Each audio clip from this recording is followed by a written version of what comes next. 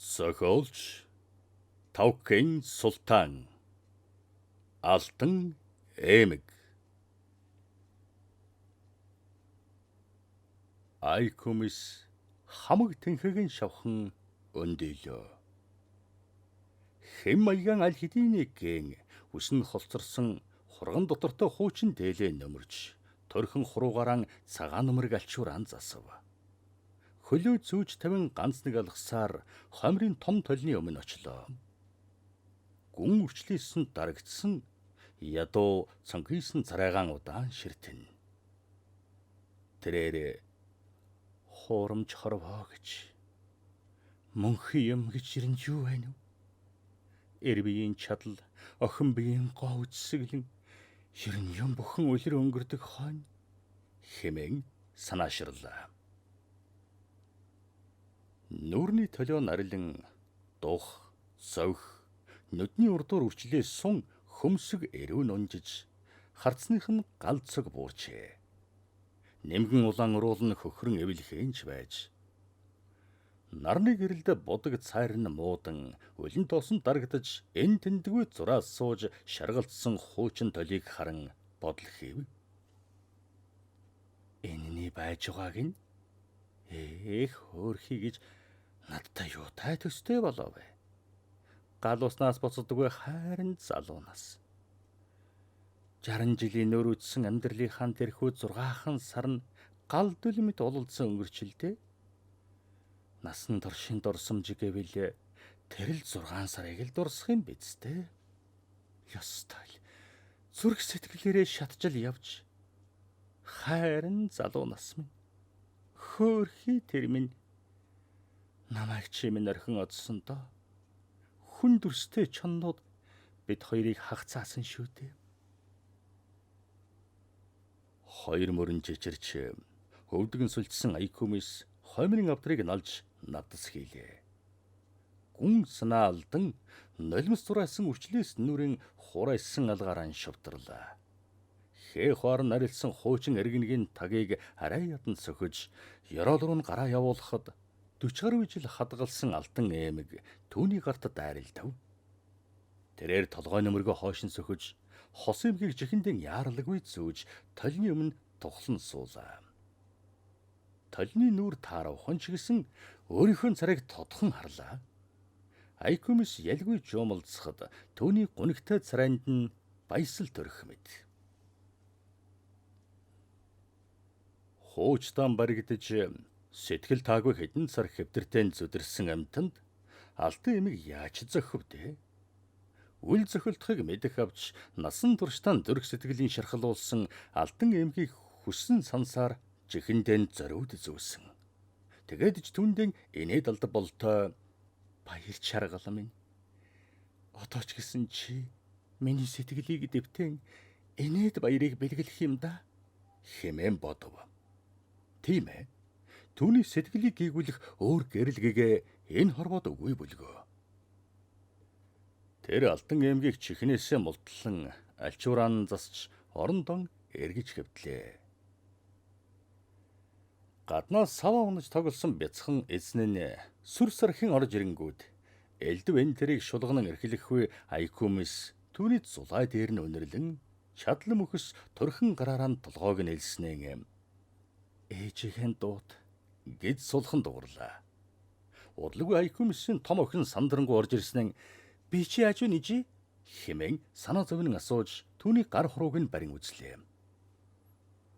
Бараг тахал байна. Миний дэрийг өндөрлөөд өгөөч. Айкумис ялгүй өндөөж амьсхан дарагтал нүдэн ансхийн чимээгүй хэвдснэн намуухан дуугаар эд хуучирдаггүй юм байна. Хүн гэдэг амтан яасан ч хэврэг байдаг юм. Тэрхүү эд хөрөнгийн хойноос улаарын зүтгэсээр явж нэг мэдэхэд өөрөө элгдэж эмтэрхээ саян мэдэрдэг гэж. Бээч гэсэн тэгжээ. Охин минь чи тулга тойрсон амьдралд хууртан эд хөрөнгөнд бүү эргэлд. Эргэж олдомгүй нэг л заяах залуу насаа харамсалгүй өнгөрүүл. Оо гэж баа гэж унтралгүйгээр улалдсан асч яв. Зүрх сэтгэлээрээ шатаж явсан мөч чинь жинхэнэ амьдрал байдаг болтой юм. Бусад өдрүүд чинь цөм цаг нөхцөөсөн хуурамч хэмээн дахин амс хийлээ. Төвний хоолой зангирсныг охин нь ажиглав. 1950 оны хавар цаг. Амьдрал эрэнтэй бараантай гэдгийг Айкумис огт сэхэр хэргүй явсан үе л дээ. Ахметийг өдрийн тож гүйтэн бараг хичээл таран тартал ширтдэгсэн. Гайхалтай юм байх гэж түүнийг ширтэх тусам санаа алддаг болсон. Хичээлдээ энэ ч дургүй. Амьдралынхаа 18 дахь хавартаан ийхүү сонин учрал заяатай золголоо. Цас шиг цагаан цамц, тархас костюм Ахметийн цэвэрхэн хас царайд гой зохидгийг яана. Өтгөн буржгар халимныхан туг ус өргөн тухруу унжихад Ахмет савхан уруугараа байн хойшлуулж хянгадуу хамрынхан үзүүрт бурзаах хөлсийг цагаахан алчуураар зөөлн шавтарна. Ийм царайлаг эрх хүн Айкумистэй өрдөм нь огт таарлаж байсангүй. Үсгэзгэн сэгсийсэн, хоёр шанаагаар нь хөлс дааварлсан, ингэр зах нь хэр тоос даасан албаны байртай залуусыг харахад өөрийн ирэхгүй жигшин. Ахмет бол түүнд эрсдэс сэтгэгдэл төрүүлнэ. Нийслэлийн багшийн сургуулийг саяхан төгссөн энэ залуу олны дунд нар сар мэдэг гэрэлтэн. Хаанагтээ дугуй унан хажуугаар салхи татуулан өнгөрөхтөн хар үсэн салхиар наадан сэтгэл татна. Бямбагарыг болгон сургуулийн улаан болонд болдог үйлчлэгийг түүнгүйгээр төсөөлөх аргагүй. Өөрөө зохион байгуулан өөрөө л хошуучилж явхан дээр. Явсан газар нь дуу хуур инээд баяраар бялхан. Бүжиг дундч гаргун. Үдшилэг бүрийг баян хуур хөгжмөрөн хөгжөн баясгадаг тул Ахмет өгөөд үдшилэгч болдоггүй. Нэгэн үдэш тэр Айкумисыг бүжгэн дурлаа. Дөнгөж нахаалж яваад залуунаас хаврын гэгэн нарны элчийг инхүү өгтөв. Тэгээд ч нахаалж яваад цэцэг дэлбэлхэн тэрэ. Бүсгүй Ахметийн халуун ингэрийг түшин баясхын дээр баясав. Заримдаа хаврын наран зөвхөн өөрийнхөө дээрээс л гийгүүлж байгаа мэт бусдад гайхуулах сэтгэлж төрснийг яахав. Хаврын турш хөгжим баясч бүжиглэн дуулав. Баяр жаргалыг хэмчхийн аргагүй. Шатаж явсан зүрх гал дүлмэт сэтгэлийн юутайж зүрлэн бэлээ. Ахмет үдшилэг бүр дээр домбор, баян хур хоёрыг ээлжлэн тоглож, хайрын зөөлөн айсмыг уянгалуулахад уйхан сэтгэл хөвөлдсөн өөрийн ирэхгүй уйран хайлна. Домбрын утсан дээр төвний савхан хуруу бөмбөрөн, баруун хурууны өндгөөр хосч утсыг хөндөд хөндимод амилах мэт болно. Дэрхэн мөчөд далавчан хумын биеэн цэгцэлсэн бүргэд мэт байн мөрөн хавцхийн хоолоогоон зассан Ахмет улаа бутарсан царайгаан төв болгон гал цогтой харцаар алсыг ширтэн дуулж гарна. Тогтун аястай эхэлсэн дуу өндөр авсаар нэг хэсэгтээ нэгэн өнгөн дээр тогтно. Удаан үргэлжилсэн төрлөг тасрахнуу гэмээр болсон нь дахин хүчнэмэн хөвөлдөж намилдсан уянгалсаар төгснө. Ийм тэнгэрлэг авьяас, гоолог царай, сайхан сэтгэл энэ хорвоод үгүй мэд санагдана. Санагдаа зогсохгүй, хайр дурлалдан мансууран зүрх сэтгэлээрээ шатна. Галдул шиг шатаж явсан тэртээ хайрын өдрүүд минь. Нэгэн бодлын над харамсах юм алга. Амьдралын турш ганц ч удаа болов галсхийн алсалгүй. Уугж баагж өнгөрсөн бол яах ч байсан юм. Хайр дурлал гэж хамгаас хүчтэй нандин зүйлийг мэдрэхгүй өнгөрсөн бол яана. Жинхэнэ аимшигтай харамсал тэр бизээ. Тэгвэл насан туршдаа ийхүү хайрлан хүсэн мөрөөдсөөрч өнгөрөхгүй байсан байх л да. Тэнгэр минь хайрлан дурлахгүй өнгөрснөөс ханхарваад мэдлэхгүй байсан дээр биз. Энэхүү хувь тавиландан гонсойж явдаг муу боолон өршөөн сойр хогтун Аллах минь. Харван өнгөрөх од мэт заяа тавилан хайрлсан хорвоо чамд төмөнтэй талархаж мянган та мэхэн мөргөё. Айкумис бодлосоо түр ангижран хэсэг амс хийснэн дахиад өнгөрснөө санагалзлаа. Тийм ээ. Тийм л өдрүүд, тийм л үдэш охин бие онгон сэтгэлийг хөндсөн анхны хайрыг авч ирсэн. Ахмэтээс ондоо хүсэл бодлогоо торхон бие нь улам эцэж тамил тавсан дээд сургуулаан жорхлоо. Түүндээ харамссан чгүй. Нэг л өдөр дэр холбон айлын бэр болов. Үүнийг хамгийн зөв шудрах шийдвэр хэмээн бодлоо. Эл алтан эмгийг тэхэд Ахмет бэлгэлж билээ. Харамсалтай нь хов тавилан Айкумис шиг хуурм эхэлжээ. Харлсан бүтлгүй толгойг даанчээр үтсэнгүй те. Ахметээ хөдөлж явсны маргааш нь 30 шүдний завсраар гарсан уг 30 өмг улсад тархан хуурай өссөн тавьсан гал мэтэд дүрсгийхэн тэрэ. Айкумисийн хойд эцэг тэргүүтэй хүмүүс Ахметийг сургуулийн сурагч оргуулан хууль цаад зөрчлөө гэх мэтлэн зэмлэв. Төрснөөс өөрсгөө хойд эцэг гэж байдгсан. Энэ удаа Айкумисийн ховид хүн дүрстэй амьтадтай учрлаа. Ардын засгийн ар хударгаар нууцхан худург болдсон агтморд атан тэмээ сүй бэлэгт авч зансан хойд эцэг нь байд суух газраа олж ядан уур хилэн буцалж омог бардам адаар занан гаарав. Түгээр сэтгэл амарсангүй элдв жорын хэрэг явдал зохиож шүүхэд гомдол мэдүүлж амжлаа. Эцэс сүлдэн Айкумисийн ахан дүүс ардын шүүхтэй хүч хамсан мөр мөшгөж эхэллээ.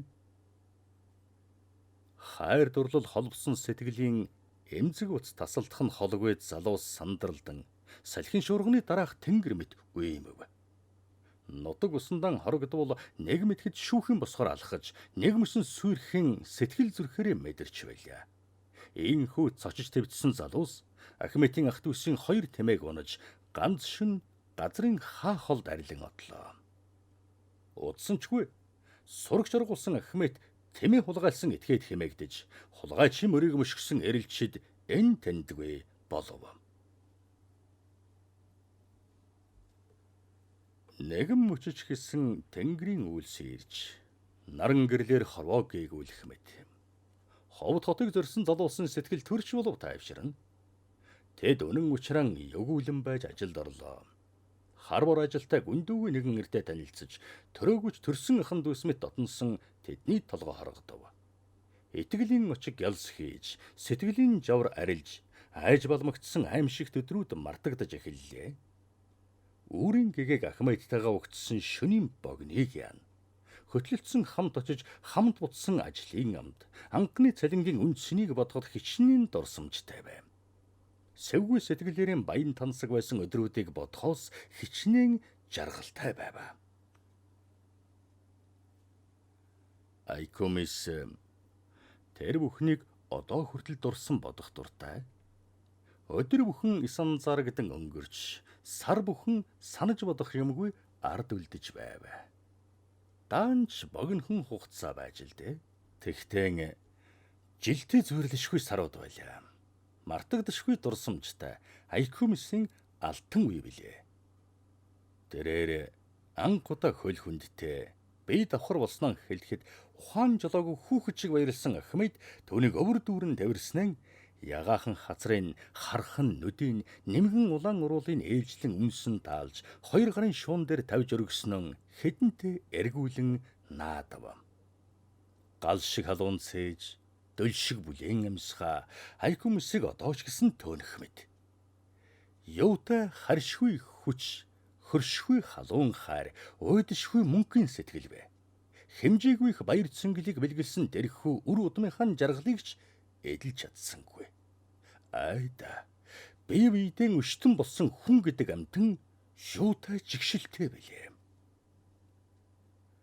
Сөмөлзөх гэрэл бөхөж хороогийн гэгээ нэг мөсөн тасарсан та. Гэвч хүний бодлыг тасалж чадах биш те. Бүр өнөө хүртэл мартагдахгүй үргэлжилсээр байх юм гэж. Харсан нүд сонссон чих буруутай биш. Ахмед Айкумис хоёрын тухай сайхан мэдээ сонссон зарим нь дотроо баярлахад хүний модууртай нэг нь хойд эцэгт нь хошуу өргөж амжив. Айкумисыг зорин алсаас ирсэн хойд эцэг нь Охин минь би төм буруутай. Хэн хэнийн уучлан нэг дор амьдрцгаая хэмээн унаж тусан ятгасаар хоёр хосыг аваад буцлаа. Гэвч төвний төрх өх хоёроос бусд нь бүгд хуурамч байсан ажээ. Цайлган зүрх цагаан сэтгэлээр итгэсэн залуус юм бүхнийг үнэн мөнөөр дэлгэж тавьсныг яана. Гаднан инээж дотроо уйлсан нүдэнд дулаанч зүрх сэтгэл нь чулуу мэт хатуу мөс шиг хүйтэн хүмүүс байдаг байна. Айкумсын хойд эцэг Сейлхан тэмэл хүн аж. Сургуулийн дүрм зөрчсөн, насанд хүрээгүй хүүхэд уруудадсан, ажил хайсан, хулгай хийсэн, хууль зөрчсөн гэгчлэн элдв долоон шалтгаанаар эцсүүлдэн ахим итэг шоронгийн босго алах болов. Өргөдөл гомдол той малдлаа. Тэргээр санаа амарсангүй хөл хүндтэй Айкумсыг сүйбэлэг авсан худ урагт нь хүчтүрэн богтлон өч зүйл дуусгалаа. Өнчин өрөөсөн охины дуу хоолой хууль цааз баригчдад яахан хүрэх вүлээ. Хүрлээ гэхэд элдв хамсаатан хууль цаазын томчшуулыг сэрийдэлд цадгсан Сейлхан хэв нэг хэнэгчгүй шил зааж хийгж өрхөв. Хуулийнхныг хуудуугүй үнэн чихмэн боддог Ахмед тэднийг шудраг аривныг тунгаана гэж найдан. Би ямар ч хэрэг хийгээгүй. Шударгаар шүүгээд аль хэмээн зүтгэсэн чи төвний үгийг тоод сонсох хүн даанч байсангүй. Харин ч нүүр нүдгүй балбуулан ухаан балардаж унлаа. Хожим аваалгэргийн Айкумс давхар биетэж бусдад богтлогдсон очсныг сонсоод биеийн шаналгаанд сэтгэлийн зовлон нэрмээс болсоор хэдхэн хоногийн дотор солиорчглоо. Ухаан солиотой хүнийг улс хэдий болтол тэжээх вүлээ. Төвний хоолойг бас нэгэн хэрэгтэн хороовол барав. Өчигдөрхөн эргэн тойрноо инээд баяр хөгжин зэнгэлээр жаргааж явсан Ахмед өнөөдөр элий болоо амьтны тоонд орж бүжиг надмын оронд харанхуй гудамж сахин хоцорлоо. Залрах газар нь шинэ гэрийн хоймор, шинхэн амргийн өвөр биш, садан айлын сарвж, малын хашаа ховоо болгон тэрэм. Ахмедийн суллагдсан өдөр Айкумс зориуд эрэл болон нуугдж очив. Хүчтүрэн авсан нөхөршүү ухаантай яман орхин бас л Ахмедтэйгээ хөтлөгдсөн холын хол алсын алсад арилан отохоор сэтгэл шулуудан ирвэ. Гэвч Ахмед түүнийг таньсангүй. Туглын бүнзнээс толгой цохон харснаа нүд нь улаанаар эргэлдэж тасбун гэдрэг харж унлаа. Уйлан малин болсон Айкумс унаж тусан тэврэн таалж хичнээн эргэж хоргоовч Ахмед тоосонгүй. Хамагвийн чичрийн салганаж нүдэнд бүлтэлсэн хэсэг зогссон муухай орлон "Таминэ тэрийг хараач. Хүүе хүрээд ирлээ. Энд чи хэм бэ?" "Аа? Тийм ээ. Үгүй тонилцгоо. Намайг тагдаад одох гээд байна. Авраач тамин. Тэрнийг хараач. Шүүгчхэн тийм ээ. Хингүй байна шүү дээ. Үгүй гэм тонилцгоо. Айкумс бид хоёр явна." хэмээн хашгичав. "Айкумс чинь би маань штэ Ахмед." "Айкумс гинэ?" Үгүй. Амьдралын бүх дарамт хүнд зохилт энийг л дээ. Ёстой л сэхэлтгүй нэргсэн дээ. Хайрт минь тэр минь хэмээн зүтгэсээр ирэхэд ганц үгийн солиогүй. Ядахнан намайгаан танихгүй зугтсны яана. Эргтэн хөссөн хайрын алтан гургалтай минь дээ. Цагаан царайн хөхөрч нүд нь улаанаар эргэлдэн.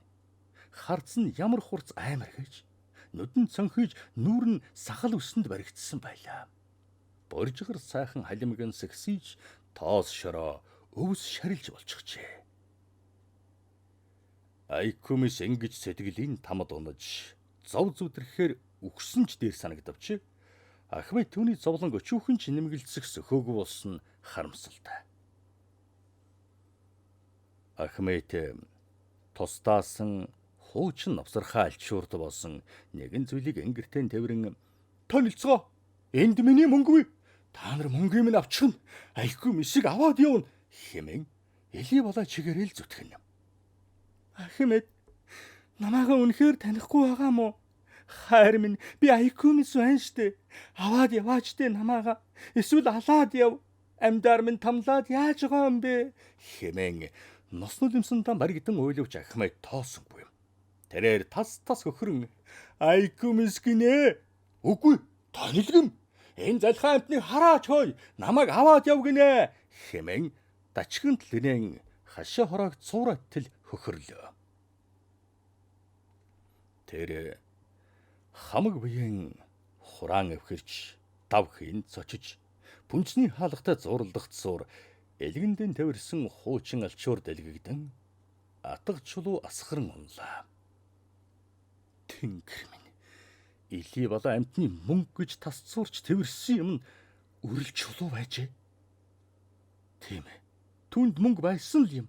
Шүүхийнхэн тэмээний төлбөр ажил тассны торгуул инээ тэрэ хэмээн үрэн таран хийснийг Айкумис хожим сонссон юм. Ахмед газар асгарсан өрөл чулууг шороотой юутай хаман альчууртан боож адан сандчиж мөнгөнснан пүнсний хаалгыг тасхийдл хаан байдаг чадлаараа зууран онгойлгосонгүй. Аргаан барж тэнхээ тасартал ядарсан Айкумис орой болсон хон харилаа. Бүсгүй амьдралын зогсоо жолоогүй боловсон хар шуурганд өртсөөр л байлаа. Айлын босыг 2 дахь удаагаан алхан боглогдож очсны дараа эсэн минь дамаржиж охин төрүүлв. Анхны хайр сэтгэлийн бэлгэдэл болсон ялах хүрээн тавиран түүгээр мөнхийн хүслэн тэтгэгсэн хэмээн бодохдон Ахмедэд үзүүлэхийн төс болов. Нэгэнтээ охиноо Нямбайлан өлгийдэж бас л нуугдан Ахмедэд очлоо. Энэ удаа Айкумис анхны хайраа өгсөн Ахмедтэй биш. Үлгэр домогт гардаг лус савдгийн эзэнтэй ч юм уу, өгөө бол чөтгөр шулам хэнэгэн хүний сүнс сүлдтэй учрах мэт зочлоо. Гэсэн ч төвчв. Бас л уйлан хайлв. Гэвч хов тавилан Айкумисыг хатуу цэрлүүлжээ. Гудамж даган холхиж хуучин навтгар байшинг налан наралсан Ахмед Айкумис рүү сарвайн зүтгэлээ. Гар барихын төлөө биш, царай алдан гуйлаг гуйхаар зүтгсэн ажээ. Үсгэзэг нь ургаж, сахал самбандаа баригдсан Ахмедийг харахтан Айкумис өөртөө итгэж ядан удаан ширтэв. Гэсэн ч итгэхээс үр яах вэ? Танингууд бас л тэрэн зөөгдөж уйлж гарлаа. Ахмедийн тоос чорон дарагдсан нүур амн хүйт оргиж гар хуруу нь сагдсан ажээ. Энэ удаа Ахмед хашгичж орилн тав алдсангүй. Халга зогтсон чгүй. Тэртээ өдрийг шиг хоосон инээж хөхөрсөн чгүй.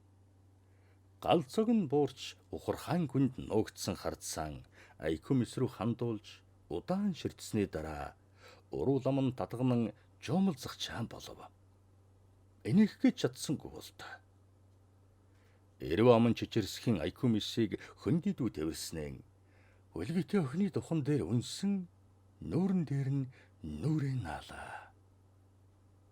Өргөс мэт сахал самба хүйтэн гараас зочид сэрсэн ялах хамтан чарлан уйлав. Өрөвдөнгөө жомолцсон Ахмедийг гараараа зан яв. Бошоохон шиг явж үз. Гэсэн шиг догснон гудам журуудаад яваад өглөө. Ахмед хэмээн дуудсанд Айкумисыг тоосон чин жалга. Эргэж харсан чгүй. Хов тавиландан ангитлийн гомдсон юм уу? Ингэхээс үр арга үгүй хэмээн тавилан зайгаан хүлцэн зөвшөөрсөн ч юм уу? Айкумис шиг ариун нандин амтныг над мэтийн илий болоо итгэхэд зовоож явах вэ гэсэн янзтай эрс шийдэмгий алхалсаар далд орлоо. Би хөөрхи Ахмед минь ингээл өнгөрөх юм гэж үдэ хэмээн уйлсан гонигт дуугч сонссонгүй. Бас горилог тасраагүй залуу их хамгийн хайртай хүнээсэн үүр тагцсан салж байгаагаа яаж мэдэх вүлээд? Хатуутай зүйлэнтэй хорвоогийн хов тавилан тэднийг үүрд хагцуулан өнчрүүлсэн энэ билээ. Түүнээс хойш олон жил улиран одсон ч хайр сэтгэлийн гуниг зовлон Айкумис бүсгүйг ганцхором тавин орьсуулсангүй өдий хүрв. Үнэн голоосон ганц ч удаа болов инээн баяссан гэж юу? Айда үгүй биз дээ. Бараг инээсэнгүй. Инээлэг ихтэн чин сэтгэлээр юм биш. Хэн нэгэн хүнийг аялдан дагаж сэтгэлийн засах төдий инээсэн биз. Харин өнөөдөр 50 жил нандинг хадгалсан алтан эмгийг харан үнэн голоосон баясан хүүхд шиг баярлан инээлээ. Тэр том охинон тогтун харцаар удаан ширдснээ. Мөн хорвоо гэж байдаг ч юм уу, үгүй ч юм уу, бүү мэд. Ямар ч хэлгээсэн мөнхөн аслах нь үгүй. Энэ алтан эмгийг надтай хамт оршуулаарай, охин минь. Насан турш та над оногдоогүй жаргал, хувь тавилангийн минь бэлэгдэл юм. Хамт авааж яв. Хөөе, чиний төрүүлсэн эцэг миний хайрт Ахметийн дэргэд нутаглуулна биз дээ. Ядахтан хойд хорвоод зэрэгцсэн Норси хэмээн захилаа. Ээжийнхээ толгойг түшиж суусан охины сэтгэл айгуйтан түүний хатангар гараар дэмий оролдон элен таална. Тэнхээ тамирн барагдсан хижээл насны эмэгтэйгийн гал цог буурсан нүдэнд нь доглон нулимс мэлтэлзэн.